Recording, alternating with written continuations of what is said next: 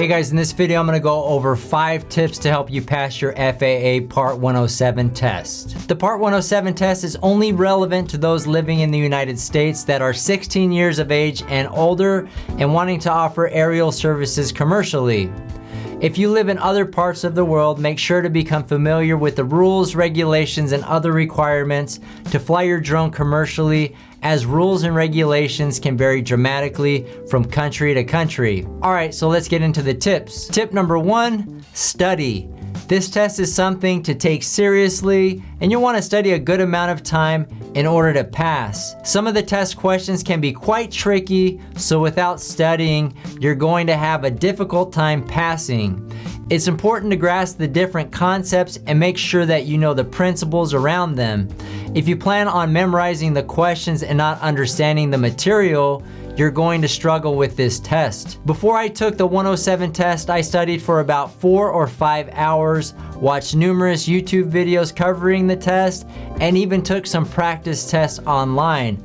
I already had my private pilot's license, so if these concepts are new to you, you may need to study longer than that. Each attempt at the 107 test costs around $200, so if you don't pass on your first try, you're going to have to pay another fee for each subsequent test you take. So take the test seriously and make sure to study. Tip number 2, watch updated videos. Now the Part 107 has been out since 2016, and there are some dated YouTube videos on the subject still circulating. Make sure you're watching content that has been produced within the last year or two, as some of the information has changed since they initially rolled out the Part 107. Having the current information about the Part 107 is going to help you pass the test because the FAA rules are always being updated.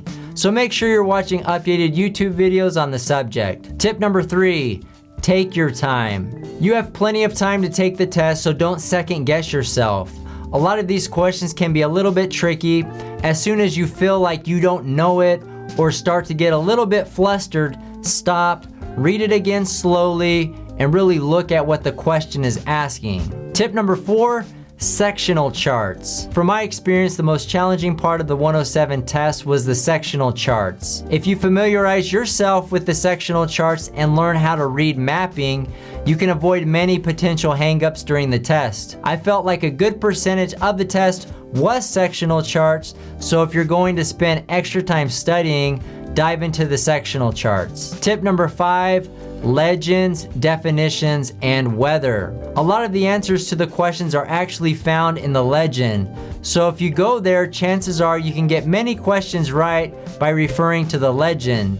There's a lot of information regarding airspace and color lines, so use the tools you have in front of you to get more questions right. Also, be sure to study definitions as well as all things aviation weather related. There will likely be several questions regarding definitions and weather on the test. Alright guys, so these are 5 tips for passing your 107 test. Make sure you reference the current information on the FAA website. They provide a lot of free training materials and links to suggested study material for the Part 107 test. That's gonna do it for this video. Reach out if you have any questions. We'll see you guys on the next one.